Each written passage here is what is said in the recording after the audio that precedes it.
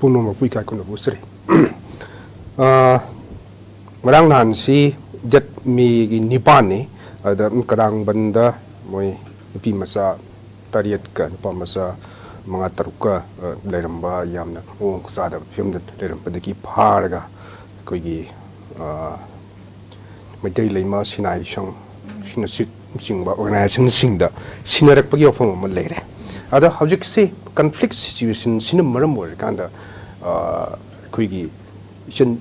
the Haitare. Yamna pounding the vocal sing, power of Pagum Pagi Mami Musu, Taba Tingne. Other object Handak NGO Mana Ticket Kiba Magi report Kimatung Inna Hazuki 2024 say or Kumatamda commercial sex worker. Haitare, Masigi Masing Hana Leramba Masing 239 say Hengat Lena Magi reports the high. Haji Haribogana Sanduna di Magi Maming si Putuk Piganu in a high bagi of Malabana Dumaki Hizatra. Aduga Masigi Lamsida Hanedagi Hona Mitei Lema Sinai Shang Dagi Nirvana Havenachung Masi organization Marisina Masigi Matansi the Tidno Lai. Masih tirakpa horok masih sengna di Manipurda HIV/AIDS ki koigi yamna wangapam batam si masai sidagi koigi sexually transmit tawya bagi oitok pasi mayam ama lak pasi na maram warkanda hariba commercial sex workers sing sigi masing sing si laptop taba yak taba na maram warkanda NGO sing da sinaraga hariba masing sing si laptop ga makoida awareness piraga asagi makata nam transmit tawrak tama bagi kenosi da makoida awareness pi basi horakpani aduga lona na makoida masing si tidoga makoida pi biaba kari facilities sing si pina na bagi sem sabase Manipur government horakre Masi 2018 the Pangba report ki matungina matamduda 918 kaktamuk register tawe koigi commercial sex works masi si only register taw masing duniko machine ataba register oidaba koigi at random da leiba haitare adugumba masing jingsiu leitabdi nate adu masi aikoina yengu matam sista makal si amani thongna khaithok pe sigi commercial sex workers sing sita ko yamna high class da leigraba aduga koigi ichamchamba koigi pambai leidadana sangakpa haitare phibam kharadagi adu maina sangakpa sing aduga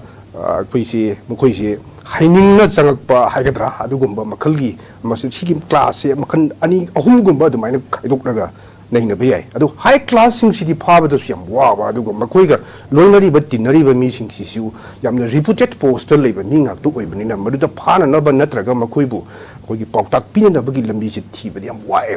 even akoina phangba report ki matungina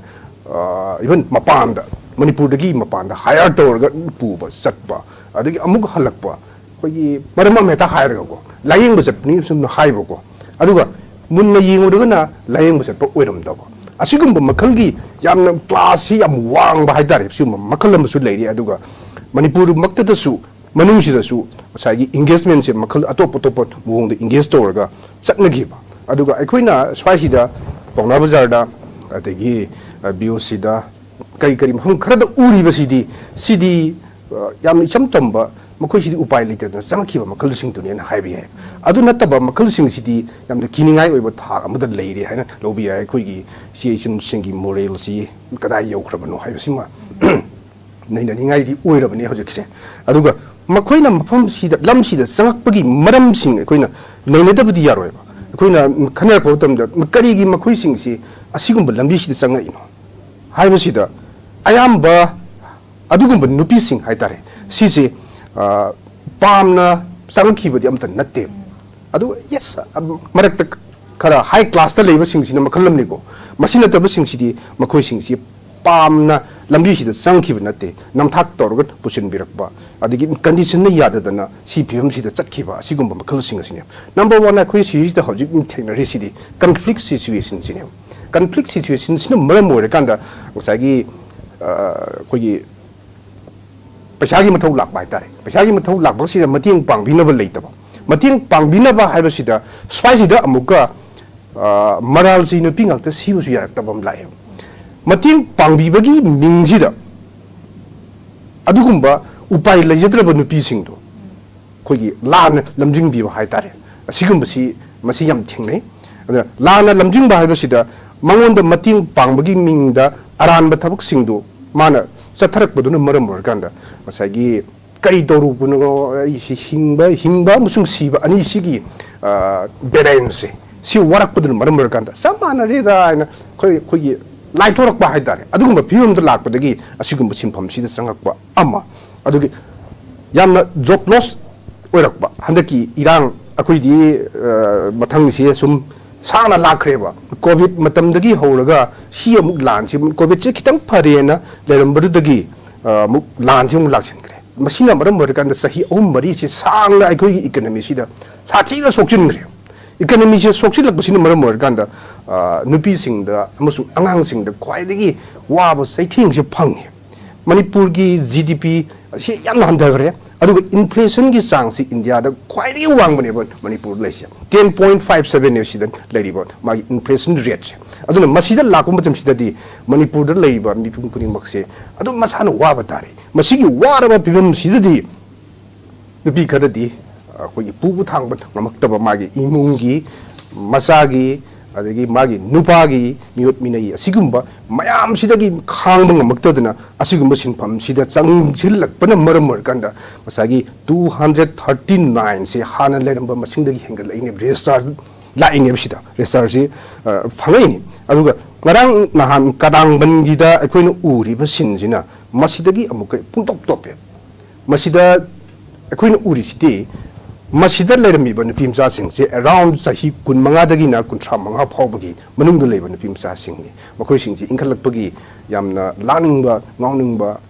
matam ama uibadunda masigi khudong sabasi kanago masingna lobikiba aduga ma masase drug addict orakpa drug addict orakansidadi magi demand na maram kanda drug tugi demand du paisa gi mathau lakpanina tangai padana masigi lambi sida changaga line paisa phang masigi yenga kanda asigumba lambi sida changapani masi masumaina uyiban ngarang nan gi sina aduga atai ekhoina kathel da ugriba nupi sing sigidi tongan ba nupi amamamga magi wari amamamga loinaraga leyeba makhogi yamna thamoi sokpa wari amamamga adum loinaraga leiganeba ko aduga asigumba nupi macha sing da moral mangtharak pasidi masidi matam saning chelo chumina khalli mama mapa sing su kitang section na sina biba masangi makoida hauji haibi khiba ramna haibi khiba khoigi birthday program si yamna toina urakpa aduga masisida ne sa saba sida masaji nupa na sabdi yaraga nupi na sabdi kido yarino hai masigi wakhalama makoida laiba masina maram oirakanda luna charamdagi phongna laiba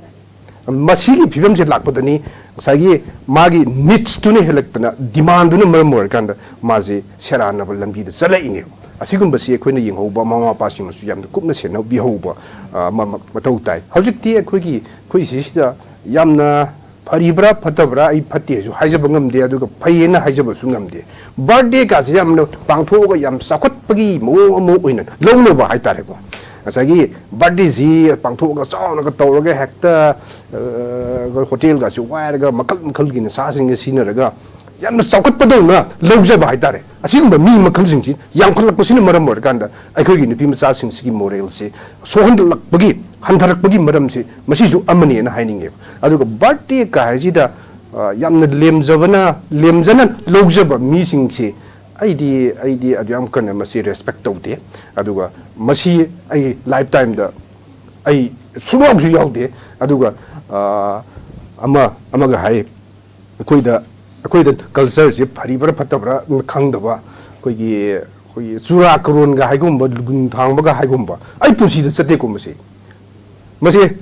ai gi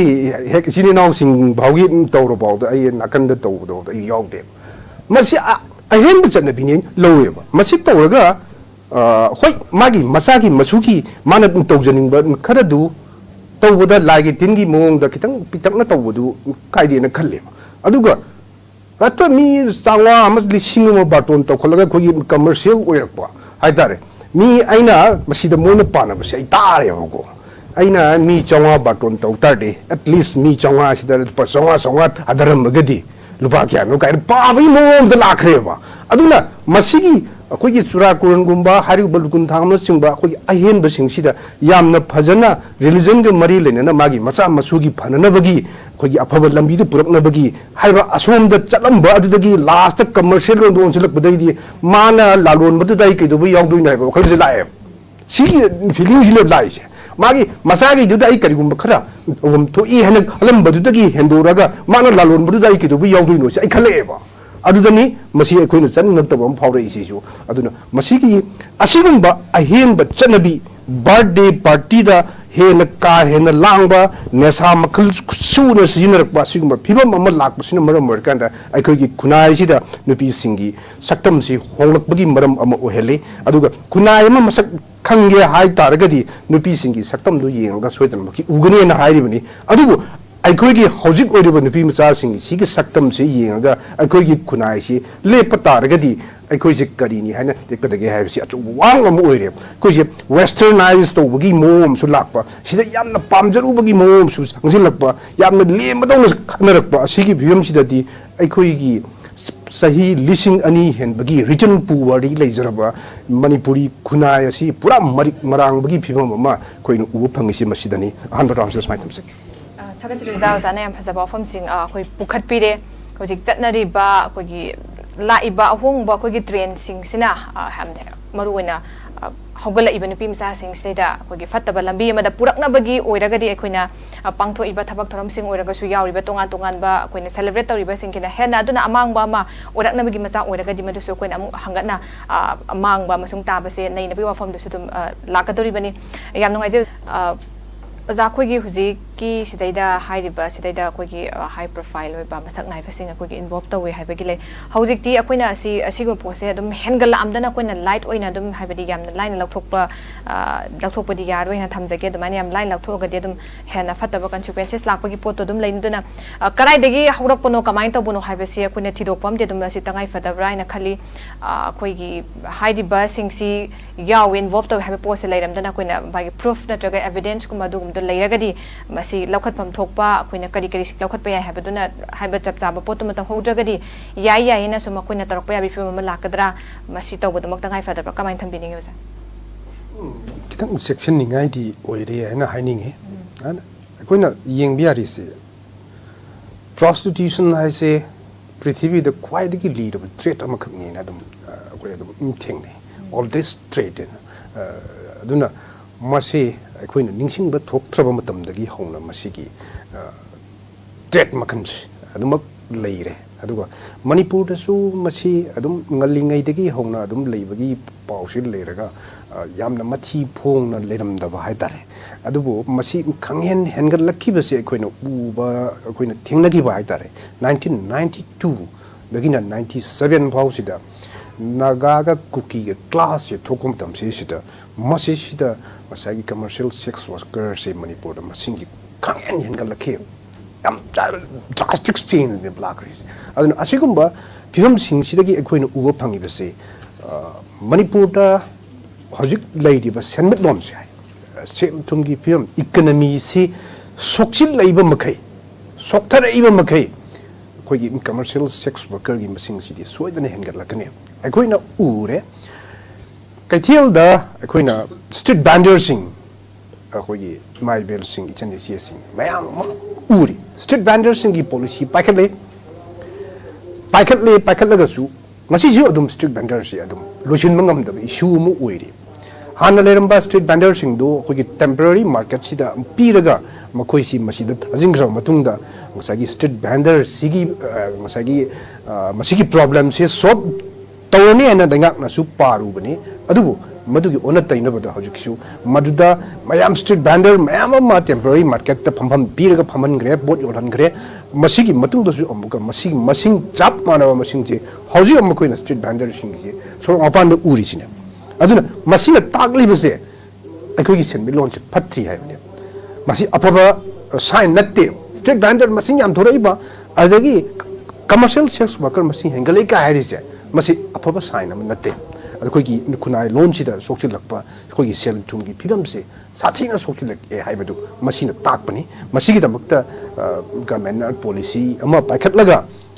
yes hariba targeted people singduda adugi sisu welfare scheme singsi packet people mathau tai aduga number 1 aikoi si asagi sel tumgi pm se pagat hanaba policy je packet laktragadi masinda sonda targeted people singdugi welfare nena pane am packet la su sunga yaro sum sojula kada sum sojula sum masingi hengala kane aduna masini aikoi na ujaba haitargadi aduna aikoi da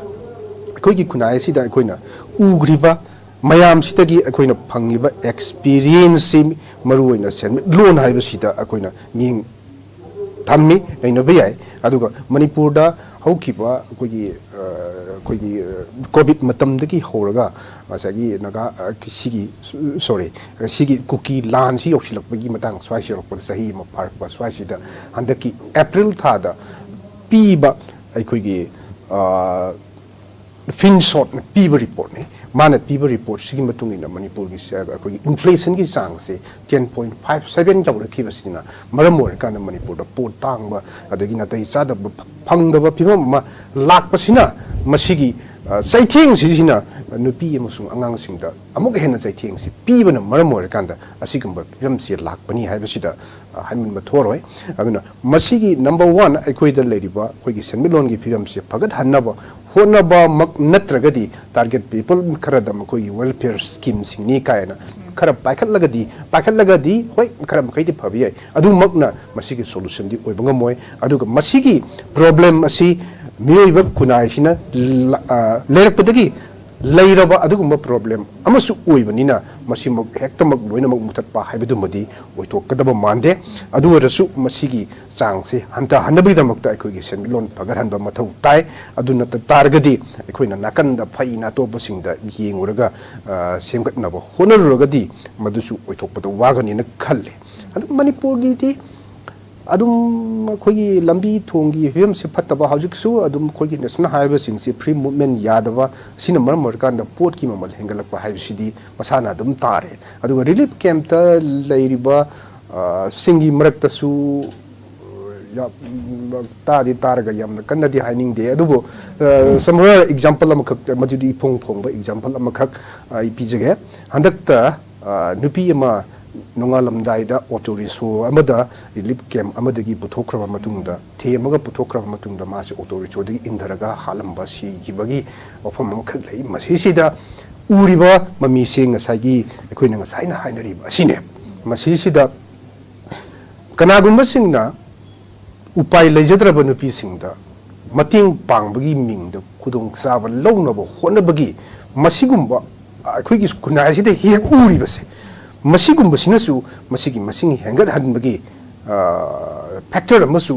oidabudi nate aduna asigumba phimsi akoina karam chawwa haibatai yam samba londadi ko karam chawwa nupa singnasu masigi masida achawwa factor ama oihali makoidasu kari hani masa khak nuaina bu honabada atope singdi sunging ngamdaba haitare masina mana pigadoriba mana chathariba thong aduna kanagumba singda kadai phawbo sonbagi na haiba kanda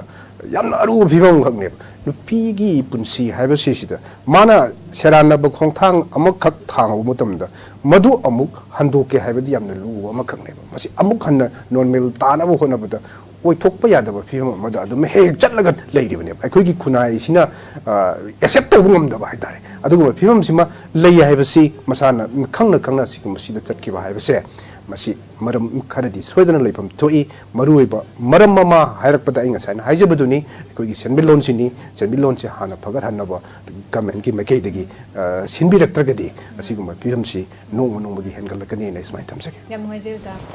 ai usagi tajen lapase masi helapagi factor mayam am se kone se puthoga mayam naina khare orakpa ya bese mayam lei khare do masi sina khoigi hengalak pasina sum habedi sum hengalak pa taragadi lakchani mseja kari masina long run dadi kari chaitheng pirakani masi kamai lefan ba kamai lefan gani habdo lorakpa ne tentang thambiyo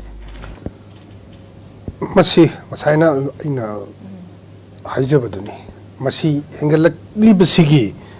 maruiba maramdi aikoigi sel thungi pim sokchilak nani in haibasine everything aikoina uriba na aikoigi adugumba nupising haitare masi karidagi changakibano haibasi mainly sagi paisagi ofam si hekta lae masi natana topa ꯑꯃ ꯂꯩꯇꯦ ꯑꯗꯨꯒ ꯉꯁꯥꯏꯒꯤ ꯍꯥꯏꯔꯤꯕ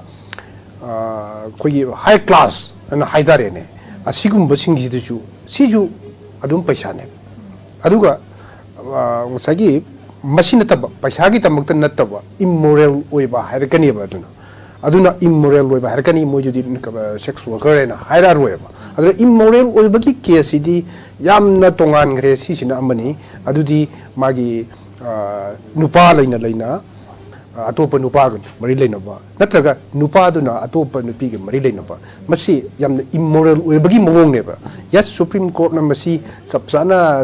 फाव्या बर लू से लेतबनी supreme court ना मसी अदुम legal ओयना हाइद्रगा सु मदु ऑफेंस नते ना हाइरबा मतमनेबा को सी ऑफेंस नते ना हाइनेबा अदु ओइरगदी स्वाइसिदि याम लुसिल लेसि मसीदनी अना अखोइना मसीदि मियोइबगी मागी मोरल सी अस्वाइसिदा सुम यावरक्त्रगदी मसीदी उपाय सुदै लेरोय अदुगा मसीगी मेजर्स ना हाइतारगदी अखोइदा लेगदौरिसी अहानबदा सेमिटलोन सी पगत हन्नबा सेमबा अदुगा टारगेटेड पीपल सिंग सिदा मखोगी वेलफेयर स्कीम सिंग से हजु फाबगी ओइनदी स्टार्टअप का अदुगा आदा का सुम हाइवे वाने अदुगा अमत्ता मखोगी तमक्ता अतमना पैकेट पीपल स्कीम सिंग अखोइ थेंगनदे यामना ngasi फावदा अखोइना कोई मीडिया की लाइन से लाख मसीद सही कुन मुख समाना लाख मसीद मसी कोई थेंगना देव पैकेट की बसे को ओइ चिंदबुदी पंगाइ हाइबा सौ सांग सिंग सम पंगाइ हाइबदी ताय अदुगा सबसाना पैकेट पिरब रेबदी पैकेट देव कइसु अदुना खोगी स्टार्टअप की स्कीम की लोन अमक फंगनबो होनबदगा लेगिबा प्रॉब्लम मैमसी अदुदा यामना वाने हिंगिबा पैसा खरगी दमकता हक्सांग योलिबा नुपीदुना स्टार्टअप की लोन दु तानबा लाकद्राबा लाबसना लावा ओइथोयबको अदुना सिगुम फिल्म सिसिदा मखोई की दमकता अखंडबा थौसिल थौरांग अमा पैकेट पिरगा सपोज मखोइदगा खलंगनेबको एंगोंदा सिल्पलिसिंग यांखै खक्तगा लेरगदी आई मसीगी लमसी थादोगे कान हाइबा नुपी यावदबा नतेबि यावेबा अदु मखोइ सिंगदुदा मतिंग पीबदि कनानसु पीबा ngamdewa असिनेबा गमेना सु पीदे तौदे हाइदि करिनो खंगदे अखोइ सिदा थौरिबसे अदुना मसीदा अखोइ सिदा सोक्सिल लैसे कमर्शियल सेक्स वर्कर सिदा अयामबना हौजिक अखोइना उरिबसी नुपी ngaktani adu मेल प्रोस्टिट्यूशन सु मणिपुर दा लेरे हाइबगी रिपोर्ट सी लेरे अदुबु ऑफिशियल ओइना पुथोअगा मसीने हाइना हजु फावगी ओइना दि मसक ताकपदुमदि ओइथोक्त्रि अदु मणिपुर सु मसीगी मेल प्रोस्टिट्यूशन से लेरबनी अदुगा मदु चपसाना हाइबा खुदम चांगदम से पुथोअगा पीबि यादबगी वा अदु खक्तम गाइरबनी अदुना खै खुनासिदा होंगलक्लिबा पृथ्वीगी फमथिदा साखोत्पा कंट्री सिंगसिदा मसीदा चलुरगा मसीगी मतौदी तमदुगी होनबा अखोइगी स्टैंडर्ड्स ना अखोइगी थाक्सिना हेंगत हनबदी वांकत हनबदी हजुक फावगी ओइनदी ओइदबा अदुगा ngसाइगी मतौ तमबगी चनबिसिमदी अखोइदा यामना एडाप्टेशन सियम थुबा हाइतारे अदुना कोइ साइसदा बर्थडे का से हानै तौ रमदबदगी कुंजल लइबको अदगी करिगुम्बो सक्सेस अमा लापा हाइतारे मी अमखकी मागी सक्सेस अमा ओइरकमतमदा पार्टी में सिली लापियो बाटोन तौन बी दुम चनबी चाबी तकपी लोन तौब नुपी नुपा मिदा मेन मन तादब मखै अदुदा दुम चामिन थमिनबगी उफम सिदी सुम मसिंग सुम हेंगलई मसिस्ती अखोइ क खुनाय सिक चानदब मोंग दे हेंगलई बसिस्ती चप चाना पेनल्टी से पिनिंगाई लो से हजिक मकिदी फरक इता ताबनबनिना सुप्रीम कोर्ट नसु मसी इलीगल ओयना हाइब लेतबनिना प्रॉब्लम से लेबसिना मरम मरकांदा यामना थिंगनबो होनबदा अरुबमदी ओइरी अदुबो मरम चादबा ओजाइ सिने कमर्शियल सेक्स वर्कर से इलीगल ने हाइदे अदुबो ब्रोथल चलाइरबा अदगी पिंपिंग की केस लेरबा अदुगा असिगुम खरददी पुलिसना फाबंगमी मखोगी मथक्ता लोगी ओइबा थबकसिं लोखतपंगमी अदुबो मसी चपचाना येंगसिलुरकान मनुंग जंगसिलुरकान हेक्ता फेल ओइबसिने याम फरक तारिसिदि संग जंगसिलुरगा दुम फेल ओइबगी मोम लेरि अदुना स्वाइसिदि अखोइना खरा सेक्शन बिबा अदुगै गवर्नमेंट सु खरा हेना मियेंग संगबिबा अदुगा इमुंग मनुंगी गार्जियन सिंगनसु खरा येंजन बिबा अदुगा मरुइना युम पालब नुपीसिंगी मरक्तसु मसीगी चांगसी वांखलकपसी उरिबनिना मसीदा करी मरमगी नुआइसे नैनब चुम्मे नुपान ओक्त्रगा नुपीनो वाबासी मसाना दुम ताय अदुगा नुपीसी वरकप इंदब जगा खरसु लेतबदि नते अदुआगी एरिया सिस्ता लोइनम अमना अमदा ब्लेम तौसी माना सोइबिदगिने हाइबसी आई मकिदि ओइनदि हाइनिंगदि अदुगा मसी अखोइ पुन्ना सेमदोकमिनब मथौ ताय मसमाइ थमसे या नुआइजे जा अरोइबगी ओइना ओजा